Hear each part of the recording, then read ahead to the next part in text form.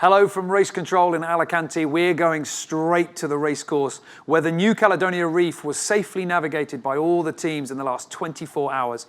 And with the two back markers, Dongfeng Race Team and Mafre coming through in daylight, we've been treated to some incredible images. The depth surrounding the reefs are around 1,000 meters, and as the area is incredibly well charted, the teams have been able to sail close to the shallows while keeping on track. It's a rare glimpse into an incredibly beautiful corner of the world. Now, there's a lot to get through in today's show. We're going to have Sam Matson joining me later on to talk navigation. But first off, let's take a look at where the tracker has been leading us over the last 24 hours. Leading into the reef, it was Turn the Tide on Plastic in the lead, their closest rival, Team Brunel. But to the west, Team Axonabel, followed by Sun Hunkai Scallywag, made their move and moved up into first and second. At the back, Mafre with Dongfeng Race Team threaded the needle between the reefs, and as Team Brunel went into stealth mode, this has left Sun Hunkai Scallywag as the only real contender to Team Axonabel's lead. We caught up with Marcus Ashley Jones on board to ask him about the Dutch team's stealthy move. Yeah, mate, we're just got a breeze filled in from the east, about a 15-knot. Nice steady solid breeze, which is a good change after the last few days of floating around in sort of 6 or 7 knots. We've got the mow up and sort of pointing in the right direction, doing 15 or 16 knots boat speed. We've stuck to our guns the whole way through, and when it wasn't looking great, we stuck to our plan, and you know, and it's come through the goods so far. So I've just got to try and track down the ASCO in the next day or two, and hang in there towards the finish. From where we are in Race Control, we're wondering whether it's going to be a little bit of a drag race from here on out. I mean, what's your team's take on it? At the moment, they've got the better position, being slightly south and west. But what it'll do is we'll keep blasting along on port tack and do the big banana back around towards the top of New Zealand.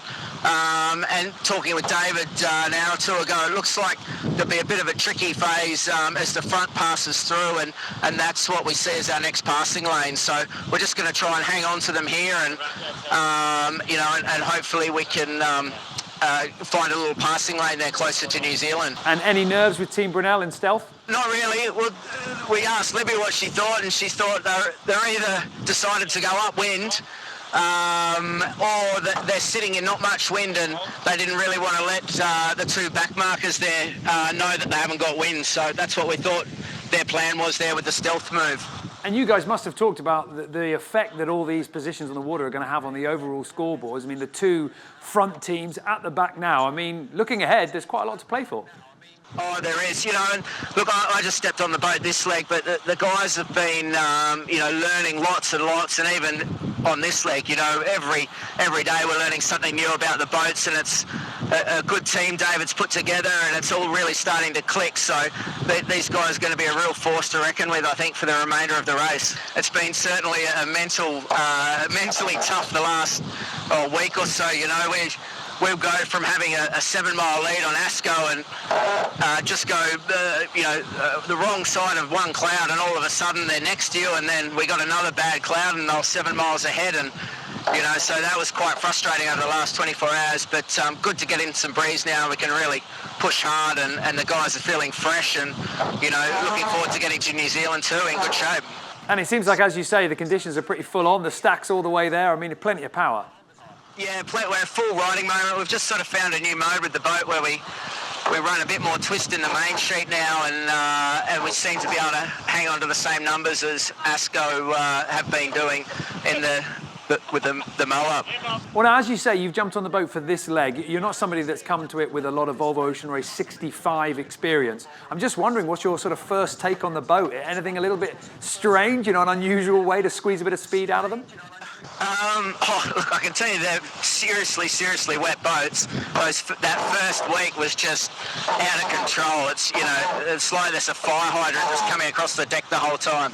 I actually caught myself out and went from one side to the other with a green wave, but you know, the boats are responsive, and you know, it's sort of an enjoyable experience learning how to sail them a little bit better, looking for every, you know, tiny little bit of speed you can. And what's your observations jumping into this team? I think it's, you know, it's coming together really well. You know, David's put together a younger team, and there's some experience, and but generally it's a pretty young team, and given the experience now they've got, being at the front of the fleet, there's no nerves or anything like that. It's just business trying to get the last 1 or 2%, which we believe we're getting on top of now and finding the right modes.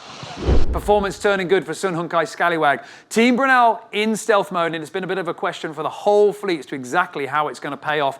We spoke to Francesca Klapcic on Turn the Tide on Plastic, and she started to explain how the system works.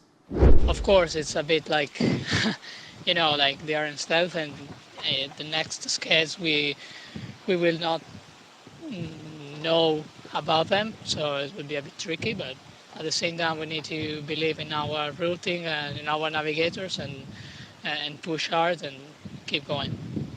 Well, put yourself in the mind of Andrew Cape, the navigator on board Team Brunel. What is it that you think that they're trying to do? Which way might it be that they're going? Yeah, right now they are more east compared to us. In the last scad we saw that we're on windward compared to us and more east, so probably they are trying to make a different choice and trying to get more wind or a better routing to Auckland. Right now we are sailing with a nice breeze, but you never know what they have, so it could be less wind or more wind, and we will know in 24 hours. I think for him it's also a tricky moment where he needs to do something different probably to try to push forward, but at the same time we need to keep going with our plan and believe that it will work. Well, right now for you, a podium position on the water. We know you're going to be pushing to improve that as much as possible. What have you got up your sleeves? Do you think there's going to be a tactical move or just boat speed? I think we need to keep going to do the same as we are doing. The last days, of course, we will have probably hard moments with more people on deck or trying to push more. And we know that now it's time to give it all, because then in Auckland we have time to rest. So it's in the last legs we were struggling in the finish, and this leg we are hanging on our position. I think we deserve a good result for the hard work of everyone on board, and also because of the team, the shore team did a huge job to prepare the boat and to keep the boat perfect for the leg. So we are trying to give our best every day. It certainly sounds like a happy boat at the moment. We can hear the crew in the background. Just describe what's going on at the moment. Who's around you? There is Liz Wardley driving, and Bianca Cook is the main, and then there is Henry Bombi and Lucas Chapman on watch.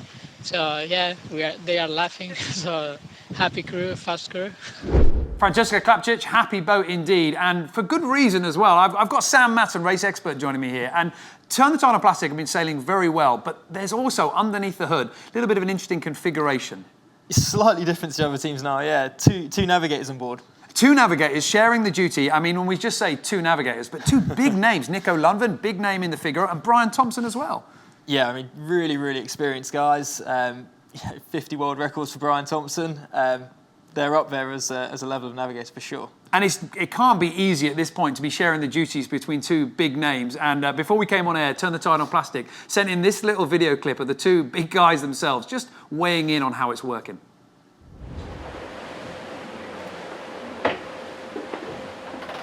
I looked on the satellite picture, there wasn't so many clouds over the land.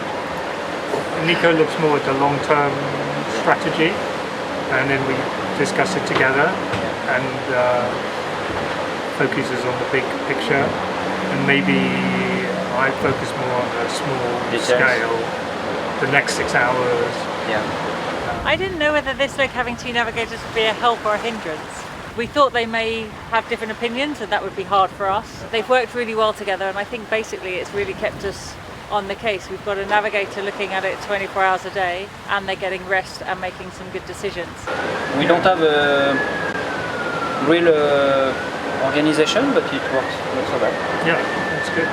And of course there's always someone in the nav station. So far it's worked out quite well for us, but the last 1,100 miles is the real test. So far, so good for Turn the Tide on Plastic. And I think the key thing there, a navigator in the chair 24 hours a day. Yeah, I mean, this makes a huge difference. So normally the navigators have to sleep, of course. It takes them away from the computer. I mean, presumably, if they don't plan what they're doing there, you could be sleeping and something crucial could just go right by. I mean, one of the main roles of the navigator is to be looking forwards in the course, picking out the significant areas and making sure that obviously they're alert, they're awake, and they've got the crew ready to do what needs to happen. Well, yeah, but if you're thinking what I'm thinking here when you're hearing all this, that what if those crucial moments are just back to back over a sort of 24-hour period? What do you do then? I mean, we certainly saw it in Leg 3, in the Southern Ocean when they were jibing along the Antarctic exclusion zone. Navigators, extremely exhausted, sat at the computers up to 12 hours just trying to make sure they're on the shifts, jibing every moment. So just get tired, I guess. Yeah, and I know that you guys in race control, I mean, over here, 24 hours a day, there's always somebody poring over all the data that's coming in. And this is why I've got you here, Sam, because yesterday you gave us a little bit of an update on strategy, weather, what was going to pay. I want us to wind the clock forward here. Let's just take a look into the future and just talk us through what you think is going to work. Okay, so originally we had the fleet kind of all heading south and hooking into the low pressure.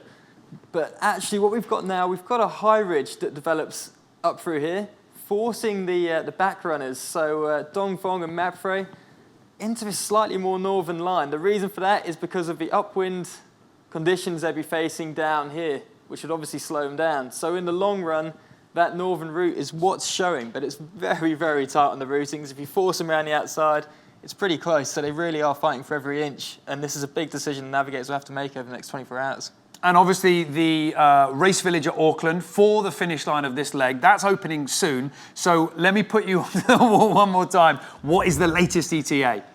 Yesterday I said 27th. Today, 27th, 28th, I think. Late on the 27th.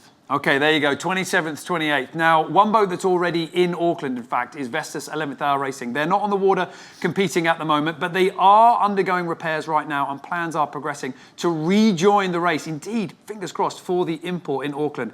And we got sent this little update as to how the boat work was going.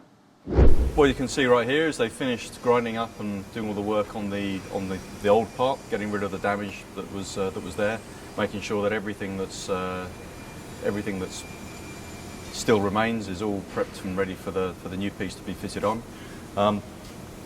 They've had to not only take it back what looks like a nice clean shape, but then they've had to step back the core and the inside skin on the inside so that we've got a nice good place for the bonds for the join to be put together, so it's all scarfed together as it's meant to be. So they finished that this morning. At the same time, they've been preparing the new piece, cutting it down to the right size, stepping back the inside skin and the core so that we have the right place for the join on both pieces, so the scarf's going to work well. And right now it's just that final fit to make sure that it's fitting in it the perfect position. Right now we are about 2 millimeters further off from where it needs to be, but we're slightly outboard because we haven't got haven't quite finished the fit yet.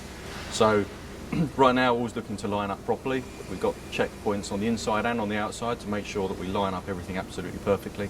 And we'll get it to the position where it's floating essentially in the right place, but it's, and it'll be within, right now we're looking at within about 0.5 millimetre where it's meant to be on the entire surface. So that's the plan, that's where we want to get it to. So today will be that final getting it into that exact right position. The way that it finally gets bonded together is when the two parts are together as they're meant to be.